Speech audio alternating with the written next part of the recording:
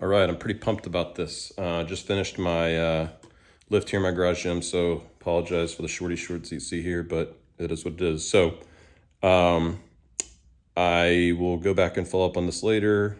If I, once I get back from function test, or I'm actually like live fire testing this, but it's working in function testing. So this is a LaRue MBT-2S with the arc fire.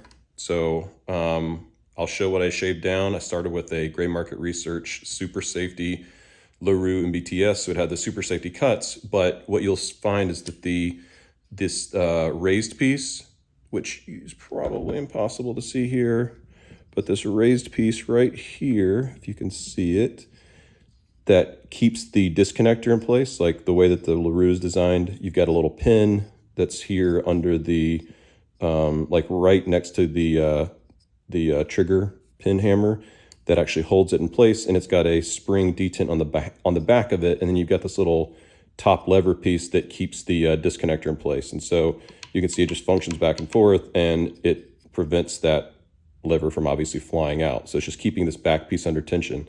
It is too thick standard to work with the arc fire, which is why I'm assuming ASDesigns says the LaRue is not compatible. But all you need to do is just shave that down enough to where it's thin enough to fit. There's still a decent amount of material there. I'm not concerned with it, breaking under fire. But of course, we'll see. Anytime you tinker with stuff, you're taking that upon yourself. So we'll see.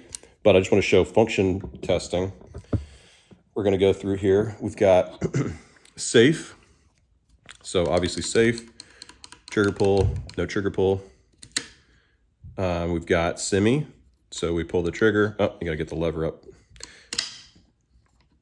Pull, resets, pull, resets. Okay, so that's all working. Now for the moment of truth, we have our super semi. So we're here in the forward position like you'd be with the bolt, and the trip will come in front. I'll show that in a minute. You pull the trigger, fire, okay?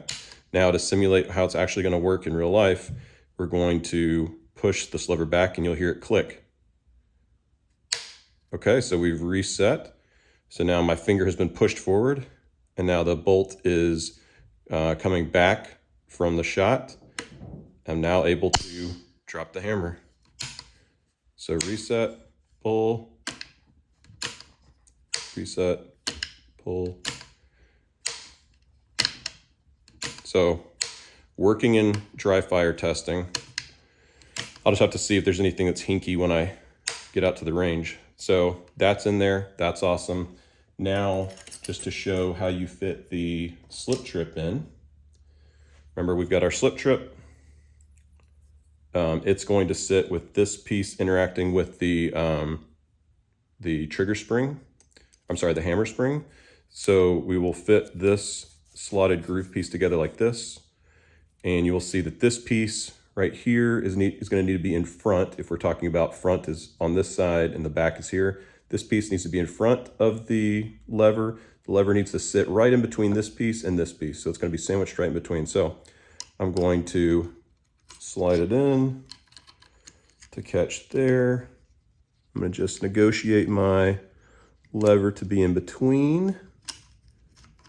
Try to catch it. There we go. So it's now all captured. Now the trick here is then putting the spec all together. And so it's not sitting down all the way because I've got this takedown pin in. So let me put that back. I just had that to catch the lever so it wouldn't fall.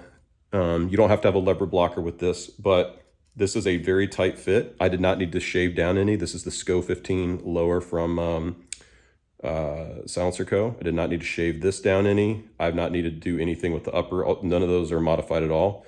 This just needs to sit in front of the bolt catch on the MCX, this piece right here. And you just kind of have to work it in. So you hook in from your front takedown pin, hook it in, try to catch the lever here, make sure it's in front of the bolt, try to catch this piece, and then you kind of situate it back in. And I'll do another video on that. I've got one on YouTube, but it was pretty poor quality. Hopefully this one will be a little bit better. But anyway, so working with LaRue MBT-2S in the dry fire function testing. I'll put on the upper and then make sure it's still functioning that way, but pretty excited.